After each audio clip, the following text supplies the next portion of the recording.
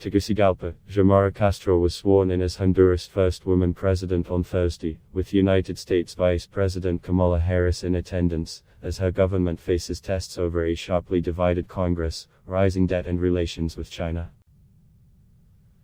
Castro, flanked by her husband, former President Manuel Zelaya, and their children, was sworn in at a packed open-air soccer stadium, her supporters dancing and shouting. She smiled broadly as the blue and white presidential sash was draped across her chest.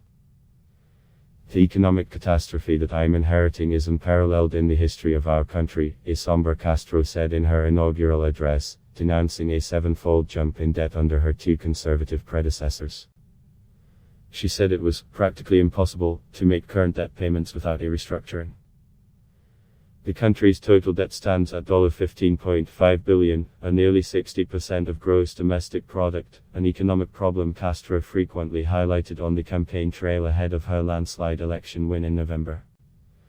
"My government will not continue the maelstrom of looting that has condemned generations of young people to pay the debt they incurred behind their back," she added to thunderous applause.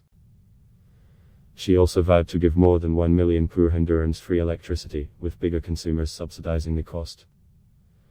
Minutes earlier, the crowd roared its approval after Harris, who has been tasked by President Joe Biden to lead the U.S. policy in Central America's impoverished northern triangle of countries, was introduced. "Our relationship with Honduras is an important one," Harris wrote on Twitter earlier, adding that she would hold talks with Castro. Harris' attendance is notable, as lower-ranking officials typically lead such U.S. delegations. The U.S. officials want to work with Castro to curb illegal immigration from Central America and shore up international support for Taiwan as part of its efforts to stem China's influence. Honduras is one of the few countries maintaining diplomatic ties with Taipei instead of Beijing. Castro assumes office embroiled in a dispute with dissidents in her own party. Rival candidates have declared themselves head of Congress, undermining her ability to pass legislation. Taiwanese Vice President William Lai was also attending the inauguration in a bid to bolster ties with Honduras under Castro, who during her election campaign threatened to switch allegiance to Beijing if elected president. Harris greeted Lai during the inauguration, a White House official said. Luis Lien, director of the Netherlands Institute for Multi-Party Democracy in Central America, said Harris' arrival is a boost for Castro in the dispute over control of Congress and in addressing Honduras' weak economy.